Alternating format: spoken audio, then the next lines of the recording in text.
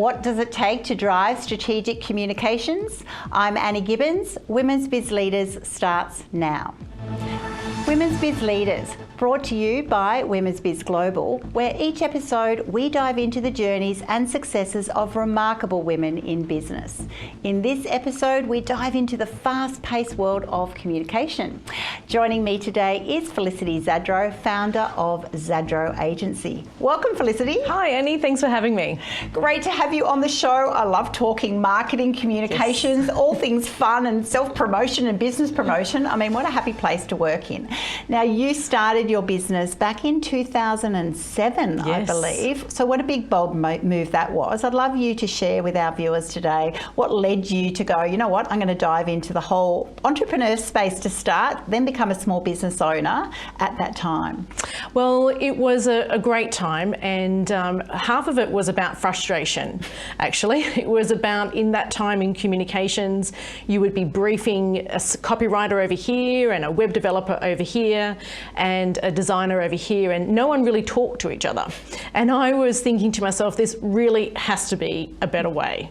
So I really launched into the integrated communications world.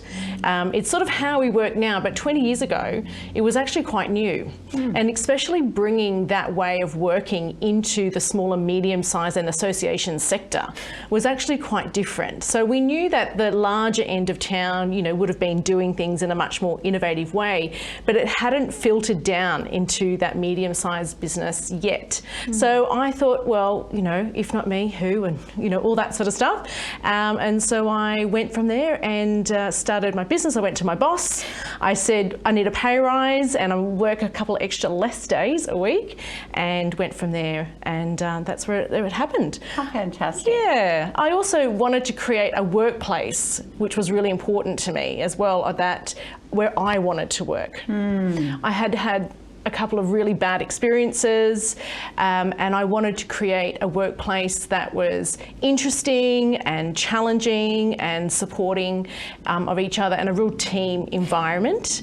And so that was really important to me when I started the business as well. I think that's such a wonderful motivation to actually be in that position and realising as a business owner, that's right, you get to set the tone, you get to set the culture, and then you have to lead by example. So it's all great. You know, we all have a little whinge behind the scenes sometimes in different workplaces, but here's a time to actually say, you know what, my business is going to stand for these values, and I'm going to make sure that that actually happens. So well done you. Thank you.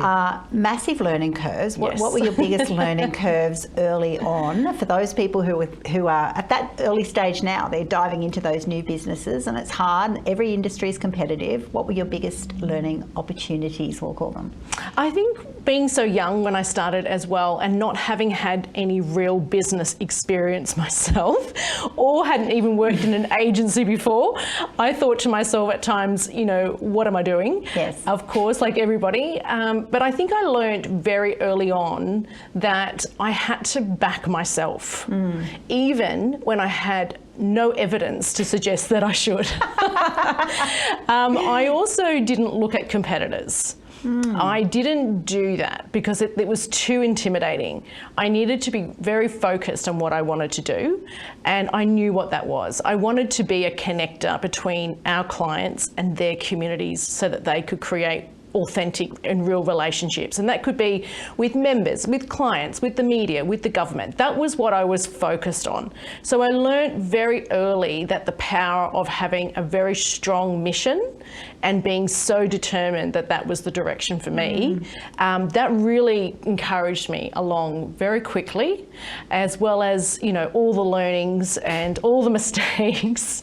But I found that when I was true to that mission, and I made decisions in the wake of what that meant, then it all kind of made sense and sort of fitted into place.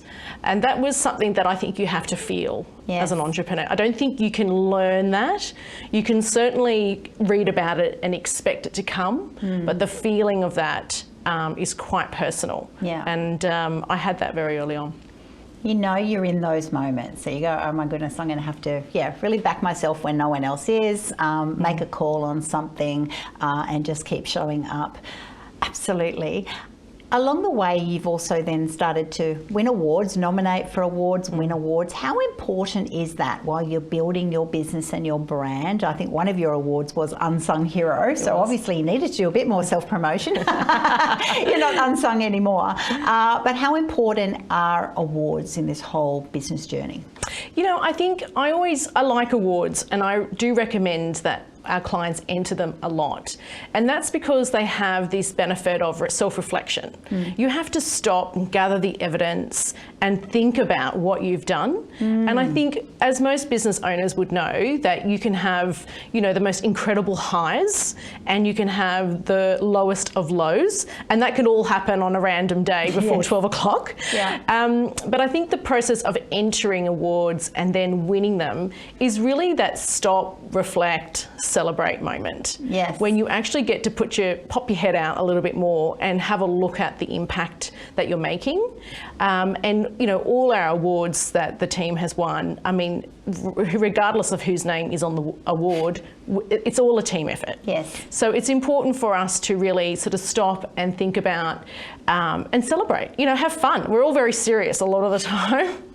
And so these are really great nights when you win these awards. We feel the joy of them. Get all dressed up. Best dress. And take the energy from the win and then, you know, get back to it. But it's, I think they're important. I'm a big fan of them. For that very opportunity to take stock, you know, it is good in both levels. I agree with what you said, and it's also really important for a business. So that's what people look for: how many stars, testimonials, photos. 100%. You know, and that's the reality of business, that we are actually needing them or getting advantage by putting ourselves out, and that can be a hard thing. Sometimes you go, oh, I don't know about that. You know, what will people think of me? But we need to have more of that. Now, the pandemic was a really challenging time, and particularly for your space. I mean, here you are doing marketing and communications for a lot of businesses, but particularly non-profits and others who everyone's gone home and trying to just deal as they can. How challenging was that time, and how did you bounce back and power through it?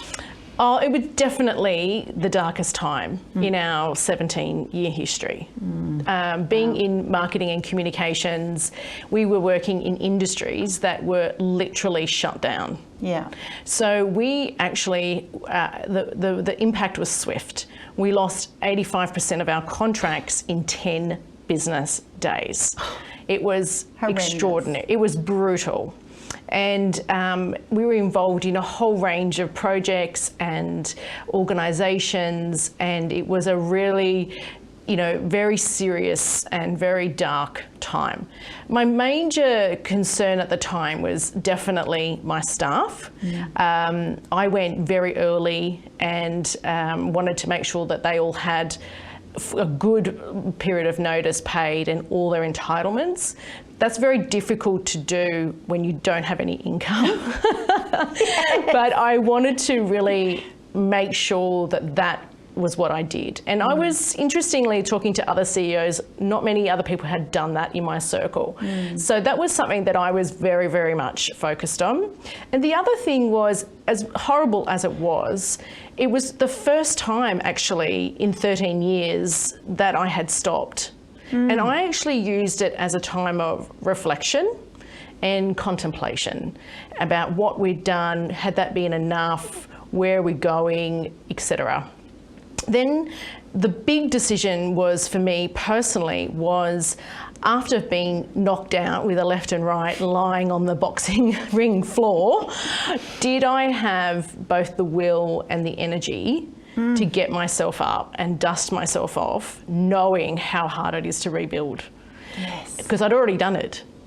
So I knew the task at hand. But then a few months later, it was clear that we had enough support from our client base, and certainly the team, who were all signed up again to continue on, and they would have known exactly the task at hand we had.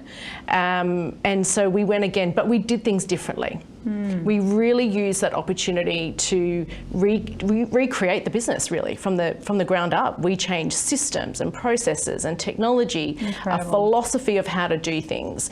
We decided who we were going to work with, who we weren't going to work with, how much we were going to charge. And we became very much more in control. So we came back to the market only a few months later, but actually quite a different business. And we went from there, and it's been great ever since.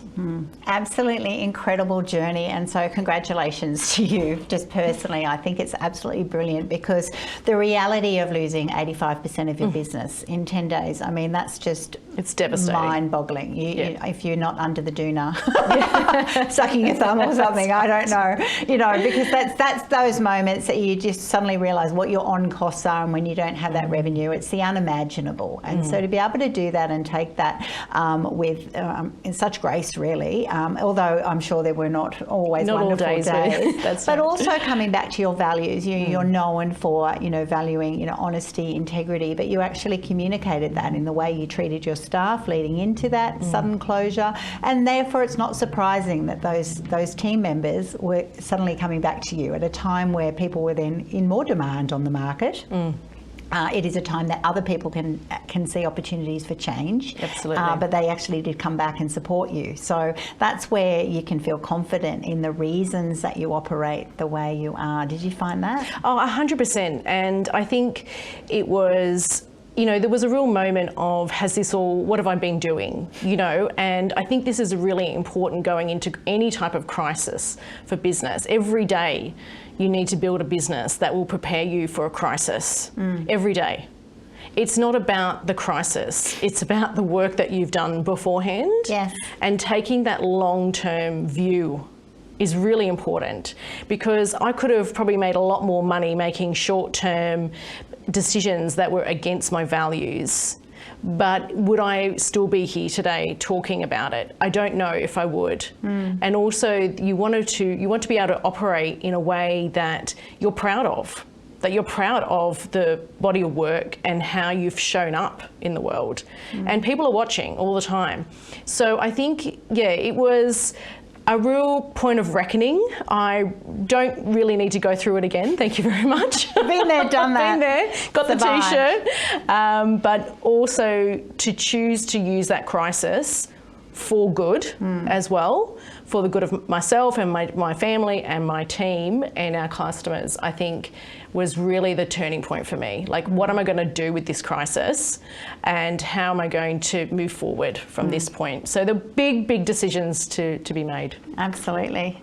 Thank you so much for being on the show today, Felicity. It's been a fantastic conversation, and congrats again to you for the business journey that you've had and you continue to do. And thank you so much for joining us. Therefore, take that back to you, our beautiful viewers. What crisis have you had that you're suddenly going to choose to use for good? Have a little look at your business and think, how can I start doing things better, either in the business or even on yourself personally? So, gold nuggets there today from Felicity. Thank you so much for joining us. We'll see you again very soon. You're watching Ticker. We'll have more in just a few minutes.